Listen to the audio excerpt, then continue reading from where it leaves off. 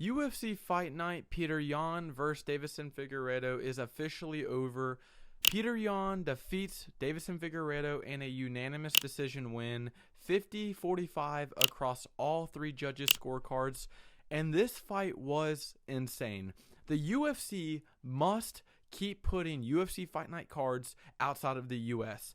Whether we go to Saudi Arabia or Macau, China, or Singapore, we have the best cards. This Fight Night card overall was amazing. It held up. It was a great card, a ton of knockouts, and the main event was amazing.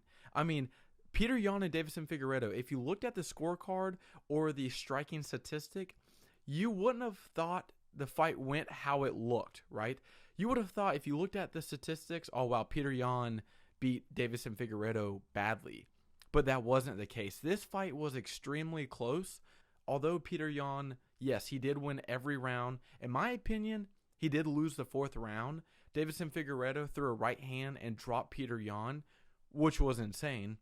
I thought he lost that round, but other than that, this fight was amazing. Each round, the striking went back and forth. The grappling seemed like it was 50-50. You kept on seeing Petr Yan go for that outside trip. Deiveson Figueiredo had a good amount of control in the first round and in the fourth round. In the grappling department, you could see that he was trying to work his way to get to Petr Yan's back or get into like some type of side control or mount. But Petr Yan was just moving so much. I mean, he escaped through the back door in the first round when Deiveson Figueiredo was on top of him, which was insane. Overall, this fight was insane, and Petr Yan is back, boys. He is freaking back. I am so fucking happy to see Petr Yan back in the win column.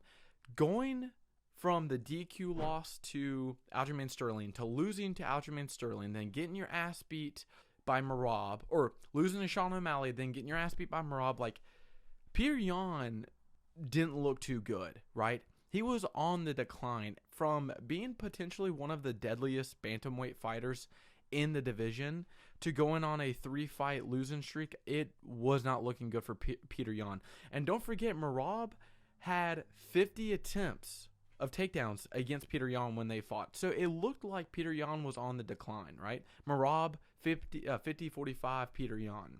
Then, out of nowhere, Petr Yan beat Song Yadong in a very good, hard fought battle, unanimous decision, then comes back and fights Deiveson Figueiredo, who was cleaning up the bantamweight division coming from the flyweight division, right? Deiveson Figueiredo isn't some chump. He has power. Deiveson Figueiredo beat Chito Vera, beat Rob Font, beat Cody Garbrandt.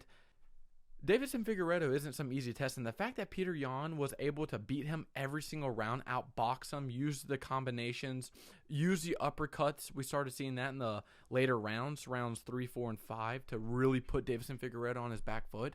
The fact that Petr Yan now has back-to-back wins in 2024 is very promising, and I'm going out on a limb by saying this. If Petr Yan can fight or rematch Sean O'Malley, get that win back, and then fight either Merab or Umar for the bantamweight title and wins the title, he could be considered the greatest bantamweight fighter of all time. And I know that's crazy to say because it's like, well, he doesn't have that many title defenses and like his career has been up and down. Listen to the names of these fighters that he has beaten. Jose Aldo, that was for the title. Uriah Faber was before that, but that was still a very good win when Uriah Faber had his hands down and stuck his tongue out, and fucking Petr Yan just threw a 1-2 down the middle and dropped Uriah Faber. Great win. Beat Corey Sandhagen, also for a title shot. Another great win. Beat Song Yadong, Deiveson Figueiredo, and if he can rematch Sean O'Malley and then get that win back and then fight Merab or Umar, get a win there, bro, he might be the greatest of all time in the bantamweight division. Petr Yan looked good. His combinations look really good. I really do think Petr Yan might have like the best technical boxing / Muay Thai in the UFC. I feel like his striking is so good. Like, it's so technical. He's not missing much. His guard is up at all times. He's keeping the range. If you go back and watch the first round to the fifth round, he is very identical to keeping that long range. And when he's marching forward, he's keeping his guard up and just throwing everything down the middle. His uppercuts, he would do that slip roll come up uppercut, and then he would catch and throw. So there's multiple ways to blocking a punch, right? You can slip, you can roll under if a hook's being thrown, you can catch, or you can catch and throw back, right? And that's what Petr Yan was starting to do towards the later rounds. This fight was insane. Petr Yan not just like performed good, but it looked like his younger self again. It looked like the Petr Yan that fought the Corey Sandhagen, the Petr Yan that fought the Jose Aldo, the guy that was marching forward, even though he's getting, a lot of hits, taken to him. Deiveson Figueiredo, although he came up from the flyweight division, he hits hard. Deiveson Figueiredo not only dropped Chito Vera, who Deiveson Figueiredo was the first person ever to drop Chito Vera, but he also dropped Petr Yan. And Petr Yan has only been dropped twice in his career, and one of them is against Figueiredo. Figueiredo isn't some chump. He has power. He marches forward. His style is so weird because he has this great jiu-jitsu, but like he's not like a high-volume striker, but his striking is very clean and crisp. He'll go to the body lot. He's a very long range. He likes to shoot down the middle, go low, then come up high. And the fact that Petr Yan was able to continually put combinations together, put Deiveson Figueiredo on his back foot, is very promising. I think Petr Yan, one thing I do like about Petr Yan, he didn't really do it in this fight compared to his other fights. Petr Yan was kind of known to take that first round off. That's why, if he took their first round off against Aljamain Sterling, the first round off against Corey Sandhagen, and against Sean O'Malley, right? He's not as active as he could be. You didn't see that in this fight against Deiveson Figueiredo. Right away in the first round, you started seeing Petr Yan putting the combinations together, throw a lot of kicks. Granted, the first round between Petr Yan and Deiveson Figueiredo was, majority of it was grappling. You started seeing Petr Yan not just reading the entire time or giving up the first round to, figure out what his opponent's doing. He's just right away being offensive and putting the pressure on Deiveson Figueiredo.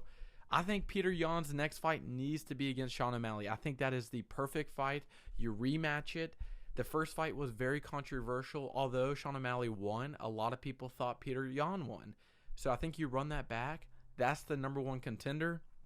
Petr Yan is on a 2-fight win streak. He deserves that fight. Sean O'Malley's coming off the loss against Merab. I think you do that fight, right? So you do Merab versus Umar, maybe February or March.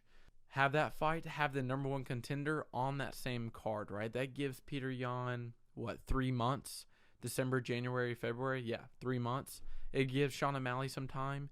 Do the number one contender on the same card or the card after, and then winners fight the winner, right?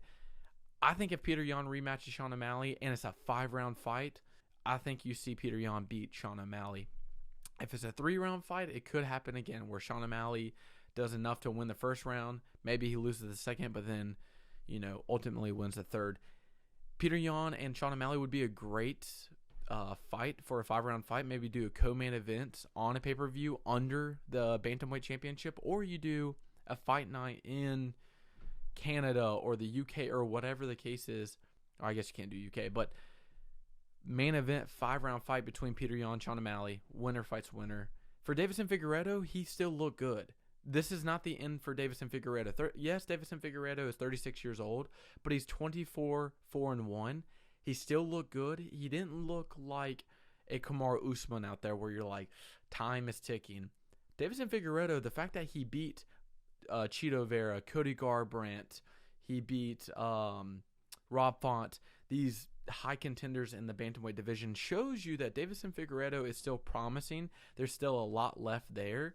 Besides losing to Brandon Moreno and Petr Yan now, like Deiveson Figueiredo really hasn't had a fight where you're like, oh, like, is this the end for him? Like, he's still there. He's still in contendership. Deiveson Figueiredo, I think he's ranked 5th.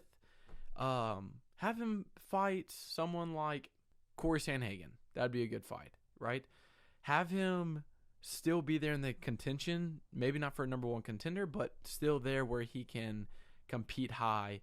And if Merab, let's say, fights Petr Yan or rematches Petr Yan, or he fights Sean O'Malley for the rematch and not Umar, Deiveson Figueiredo versus Umar would be a fun fight until championship's ready.